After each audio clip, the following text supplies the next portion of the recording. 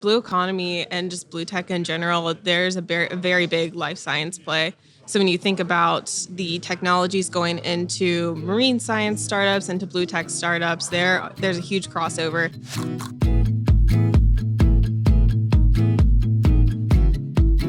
All right. Well, we have Lydia joining us here today on the Life Science Solutions podcast. So Lydia, thanks so much for taking the time. We're here together at CED's Venture Connect right here in downtown Raleigh. When I think of waste stream initially and coming from, biologics manufacturing, I think about hazardous material waste. But of course, there's a different context for waste stream in the context of UNCW and, all of the work. And obviously it fits given the school's location right at the coast, but all of this work kind of around the blue economy. So I got to hear at First Flight Venture Center last week a little bit about the Blue Economy Index.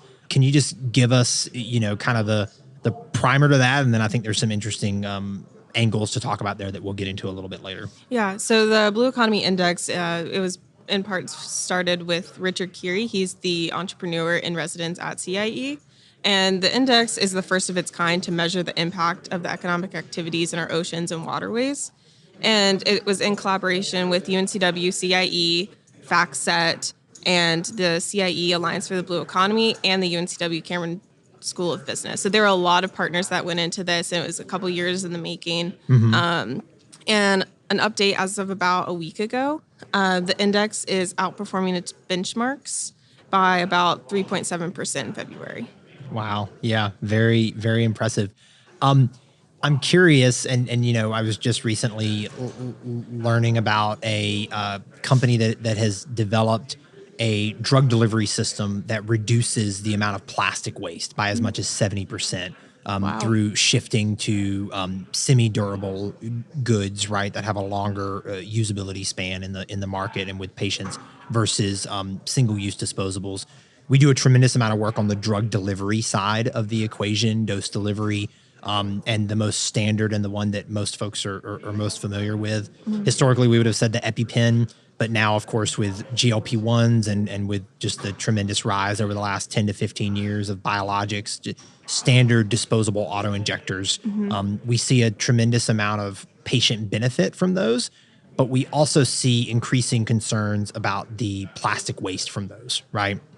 Because they are entirely disposable. And, I think they're certainly patient beneficial. That evidence is really clear in the industry. But have you seen kind of overlap between life science and the blue economy work? I mean, I think to me, it's especially intuitive that would be at play in medical device, but maybe you've seen it on the therapeutic side as well. But have you guys seen some overlap there? Oh, yeah, absolutely. Blue economy and just blue tech in general, there's a very big life science play. So when you think about the technologies going into marine science startups, into blue tech startups, there's a huge crossover. There's actually a startup here. His name's Dylan. He is at NC State, and he has started a company. He's a sophomore at NC State, and he has started hopefully a company to create this plastic. So it's like a plastic film that you would see on the coverings of paper towels, like that really thin plastic. And he started looking at seaweed and taking the polymers out of seaweed and creating this plastic. He has a sample of it here. If you see him, his name's Dylan. Okay. He has this sample of plastic. So there's that crossover. And then there's also another company working out of Wilmington called Notogen. And Notogen is looking at the deep sea microbiome, and they're looking for pharmaceutical applications. Oh, fascinating. Okay, yeah. Well, I come originally from the vaccine space, right? And squalene, which comes from shark's liver, has historically been used as a vaccine adjuvant. And of course, the ecosystem kind of availability of that, right, is always a concern. We have not been able to fully replace it in the industry. So, I'm gonna have to track down Dylan because certainly, in the packaging space, like most large companies, sustainability is a significant question, right? And it is something that's always kind of prioritized, and rightfully so. And so there's interesting applications there. If you can have it be appropriate for some level of drug packaging, right?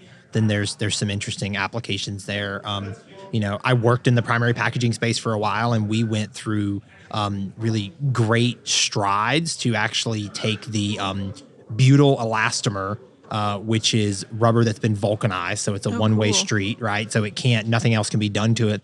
And we actually went through great strides to take what was our waste material that we'd already minimized, and we would actually shred it and turn it into playground rubber material, Oh, right? that's really So cool. Yeah. now instead of something like toxic like car tires, you have the purest rubber on the planet, right? That gets used, and a couple of companies in that space do things like that. So that's pretty neat. How can folks who are listening or watching or however they're engaging, how can they connect? How can they learn more about what you guys are doing down at CIE? Yeah, so I think the easiest spot is you could find me on LinkedIn, Lydia Thomas, or look at the UNCW CIE website. Yeah, excellent. Well, thanks so much, Lydia. Really appreciate the time and good talking with you. You too. Thank you.